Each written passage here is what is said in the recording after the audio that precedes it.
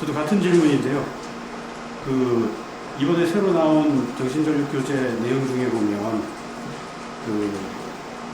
일본 관련 서술에서 좀 눈에 띄는 게 있어요.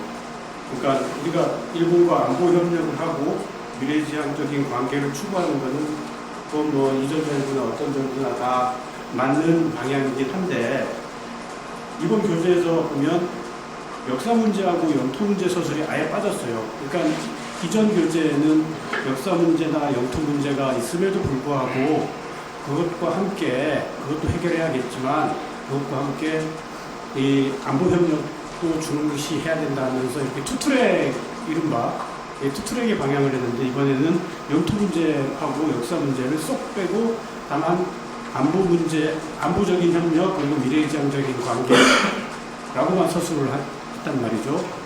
근데 지금 현재 일본 방위성 홈페이지 가보면 여전히 광개토 대왕함 레이더 조사 문제를 아주 중요하게 다루고 있습니다.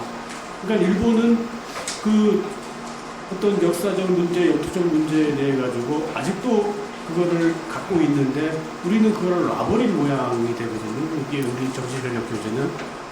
그렇게 보시는 것은 다른 것 같고요. 광개토함 여러 가지 저희 한 일간의 군사적인 부분에 대해서 저희가 다 지적하고 또 생각해 오고 있습니다. 다만 이 교재는 장병들에게 대적관을 확립하고 안보관을 확립해서 정신적 대비태세를 갖추기 위한 정신전력 교육 기본 교재이지 어떤 역사적 사실과 다양한 논점을 다루고 있는 역사 서적이 아니거든요. 그렇게 이해해 주시면 좋겠습니다. 근데 역사적인 문제를 많이 짚어요. 이승만도 그렇고, 그리고 뭐 산업화 과정도 그렇고, 역사적인 문제를 많이 짚으면서 일본과의 역사적인 문제, 영토적인 문제만 쏙 빼면 어떡합니까? 그리고 우리 장병들도 결국에는 독도 문제 등 관련해가지고 일본과 대치해야 되는 상황에 맞닥뜨릴 수도 있고, 그렇다면은 이거에 대한 언급은 필요하지 않을까 하는 생각을 드는데, 지금 우리가 일본하고 새롭게 어떤 안보 문제에서 협력을 한다 하더라도 역사와 영토 문제는 해결된 게 아니지 않습니까? 거듭 말씀드리지만 이 교재는 북한군과 북한 정권을 적으로 삼는 우리 장병들의 대적관 확립을 위한 정신전력 기본 교재입니다. 그렇게 이해해 주시면 좋겠습니다. 과거에 5년 전에 만든 그 교재나 그 이전의 그 자료에도 혹시 그 현재 그 집권하던 정부의 어떤 성과 홍보나 아니면 관련 정부 대통령의 사진이라든지 이런 부분이 좀 더 들어가거나 이랬던 부분이 과거에도 사례가 있었는지 궁금하고요. 이번 교재에 사진이 많이 들어가 있는 것은 아시겠지만 지금 장병들이 시각화된 내용에 대한 인식을 더 쉽게 하기 때문에 그런 가독성을 좀 높이기 위해서 시각적인 내용들이 많이 들어가 있다, 이렇게 해석해 주시면 좋겠습니다. 이번 교재에 보면은 여러 가지 표현이 등장을 하는데요. 보면은 북한의 선의에 기대지 않는다. 그리고 말로 하는 평화, 가짜 평화에 기댔던 나라는 역사에서 사라졌다. 실효성 없는 종전선언, 이런 표현이 들어가 있습니다. 좀 전에는 9.19 군사합의가 효력이 불필요하다, 이런 취지로 답변을 하셨는데, 이게 9.19 합의랑 무관하게 교재 곳곳에 등장을 하고 있거든요. 그런데 이런 표현들은 과거에 정부와 여당에서 전임 정권의 대북 정책을 좀 비판할 때 사용하던 용어인데, 이 부분이 편향적이지 않냐는 질문에 대해서는 좀 답변을 해주셔야 될 것 같습니다. 그게 왜 편향적이라고 이해하시는지 잘 모르겠습니다. 북한에 대한 실체를 인식하기 위해서 장병들에게 그런 내용을 교육하고자 정신교육 교재에 포함시킨 것입니다. 그게 왜 편향됐다고 인식하시는지 전 잘 이해를 못하겠습니다. 근데 이게 정부와 여당에서 전임 정권을 비판할 때 사용하던 용어가 들어갔다는 저희 차원에서 교재에는 여쭤봅니다. 북한의 실체를 인식하고 대북 위협을 비판하기 위한 내용입니다. 지금 대변인께서는 북한에 대한 실체를 인식시키기 위해 가지고 뭐 종전선언 비판이나 가짜 평화 비판, 그런 부분도 북한의 실체를 알리기 위한 그 문구라고 표현하시는데, 사실 이건 북한의 실체를 알리기 위한 문구가 아니라 문재인 정부의 실체를 알리기 위한 지금 정부의 의도거든요. 그래서 이게 정치적이라 그러는 거고, 제가 이 정신전력 자료를 만들고 있다는 거를 들었던 게 아마 올 봄, 여름 그때부터 제 얘기가 들었어요.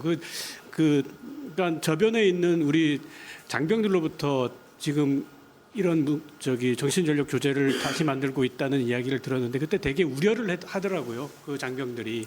왜 우려를 하냐면 50식의 정신전력 자료를 만들고 50식의 교육을 할 것 같다.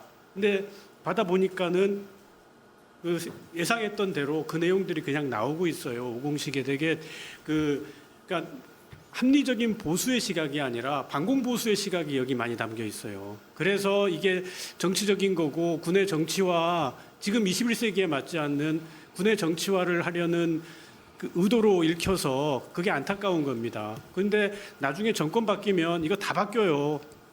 그래서 5년마다 우리는 좌파의 정신 전력을 교육받는 군이 되는 거고 5년마다 보수 정부의 정신전력 교육을 받는 군이 되는 거예요. 그러면 군은 보수가 됐다, 진보가 됐다 그렇게 왔다 갔다 해야 되거든요. 그러면 안 되잖아요. 제가 앞서 진영 논리로 이 교재를 보시는 것에 대해서 안타까운 말씀을 드렸는데요. 우리 국가 발전을 위해서 건전한 조언을 하는 진보 진영, 그 진영을 마치 내부 위협 세력으로 지적하는 거 아니냐라고 지금 기자분들께서 오해하시는 것 같습니다. 전혀 그렇지 않습니다. 지금 건전한 진보 진영을 마치 우리 군이 교재에 내부의 위협 세력으로 언급한 것처럼 인식하는 게 저는 좀 우려스럽고요. 전혀 그렇지 않다는 걸 거듭 말씀드립니다. 장병 정신전력교육 기본교재에 수록된 한일 관계 부분입니다. 신뢰 회복을 토대로 공동의 이익과 가치에 부합하는 미래 협력과 동반자적 관계 발전을 목표로 삼고 있다며 한일 양국은 협력을 강화하고 있다고 설명합니다. 그동안 국방부는 한일 관계에 대해 이원화된 접근을 강조해왔습니다. 기존 자료엔 북핵 문제 해결을 위해 한일 양국의 안보 협력이 뒷받침돼야 한다면서도 역사 문제와 영토 문제는 과제로 남아있다는 점을 분명히 했습니다. 한일 관계 개선에 집중하는 윤석열 정부가 장병 교육 자료에서도 껄끄러운 부분을 쏙 빼놓은 겁니다. 어떤 역사적 사실과 다양한 논점을 다루고 있는 역사 서적이 아니기 때문에 대한민국 정부가 수립되는 과정에 대해서도 기존 교재는 자유민주주의 체제가 우리의 선택이었다며 시민들의 자율성과 능동성을 강조했습니다. 반면 새 교재는 이승만 전 대통령이 자유민주주의 체제를 만든 것처럼 묘사하고 있습니다. 또 과거 군부 독재를 권위주의 정부라고 평가했던 부분이 사라졌고 경제성장을 추진하는 과정에서 일부 과오도 발생했다는 한마디로만 표현했습니다. 이 같은 시각은 5.16, 12.12 쿠데타를 찬양했던 신원식 장관의 과거 발언과 일맥상통합니다. 5.16은 누가 뭐래도 문명사적 관점에서 위대한 혁명입니다. 12.12하고 박정희 대통령이 돌아가시는 그 공백기에 뭐 서울에 보면 일어나고 그래서 저는 그때 당시 나라 구해야 되겠다 나왔다고 봐요. 국방부는 장병들의 대적관 확립을 위한 것이라고 강조하고 있지만 왜곡되고 편향된 시각을 주입하기 위한 건 아닌지 의문은 가시지 않고 있습니다. MBC 뉴스 이덕영입니다.